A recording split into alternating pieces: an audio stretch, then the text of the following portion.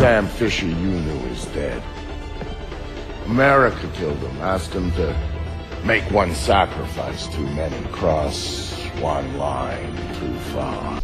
This time we're going to be looking at Splinter Cell Conviction for the Xbox 360 here, and well, it's been a long time coming. Splinter Cell have been out of the game for quite a few years now, where the game have had its issues over time of being restarted, redone, and scrapped altogether, but finally they actually got their eggs in a basket and got a Splinter Cell game out here.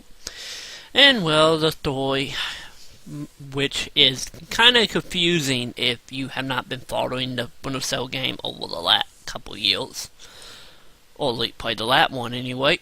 You take place 3 years after the events of Double Agent, with Sam Fisher caught being out of the echelon and looking for the people who killed his daughter, which it starts out as a revenge story, and then later on a little bit more of I must stop the terrorist from taking over story, and ended up being somewhat of a cop tease. But overall, besides the little loose end that can get confusing from the name drops and whatnot, this is actually a pretty good story and a pretty good government conspiracy story.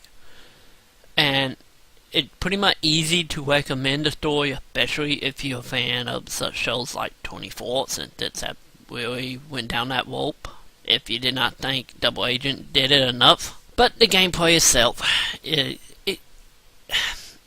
feels like Splinter Cell, but it doesn't. It's a lot more fast-paced at time, and that you actually feel more dangerous and not so weak now. But then again, in actual combat situation, you only can take a few hits before you drop. So it's a high regard that you actually do these levels stealthy and only fight when you more or less have to. And an occasion when that happens can be a little panicky and you will die anyway. But the good thing about it is you got now mark and execute, which Sam Fisher will pretty much pick off whoever you mark. They could be abused, but the way they handle it is you have to do a stealth kill to unlock this ability, and then gone till you do another stealth kill after you initiate it. So you don't depend on it too much. What you do depend on is the markers, since you can see them through walls, and if you mark people, you can keep track of them if you can't do the mark and execute at that moment, which can become very useful in some scenarios. But pretty much the gameplay is you going from one room to the next, each room being pretty much like Batman Arkham Asylum, just another puzzle to figure out how to get rid of everyone and make it to your next checkpoint. Which this is not bad, but it is a lot of trial and error involved here.